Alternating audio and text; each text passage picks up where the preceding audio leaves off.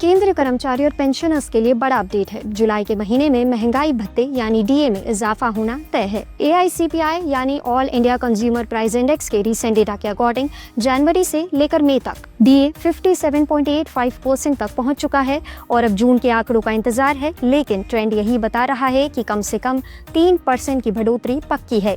अभी कर्मचारियों को 55% डीए मिल रहा है और अगर जुलाई में इसमें 3% की बढ़ोतरी होती है तो डीए सीधे 58% हो जाएगा, यानी हर महीने सैलरी में 900 रुपए एक्स्ट्रा मिलेंगे और साल भर में 10,800 रुपए। अब डीए की कैलकुलेशन AICPI के नंबर पर कैसे डिपेंड करती है, आइए समझते हैं। जनवरी में AICPI था 143.2, फरवरी में 142.8, मार्च 143, अप्रैल 143.5 और मई में 144 तक डीए पहुंच चुका है। अब अगर जून का आंकड़ा भी 144 के आसपास रहता है तो डीए होगा 58.08%। इसका मतलब है 3% की हाइक कंफर्म है। एग्जाम्पल से भी समझ लेते हैं। अगर किसी कर्मचारी की बेसिक सैलरी 30,000 है तो अभी उन्हें मिल रही है 16,500 रुपए।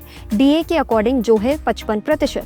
हाइक के बाद डीए बन जाएगा 58%, यानी कुल 17,400 रुपए, मतलब महीने में 900 रुपए एक्स्ट्रा। ये डीए हाइक जुलाई 2025 में लागू हो जाएगी, लेकिन इसका ऑफिशियल स्टेटमेंट आएगा सितंबर या अक्टूबर के महीने में। अब इसका क्या प्रोसेस होता है ये भी जान लेते हैं।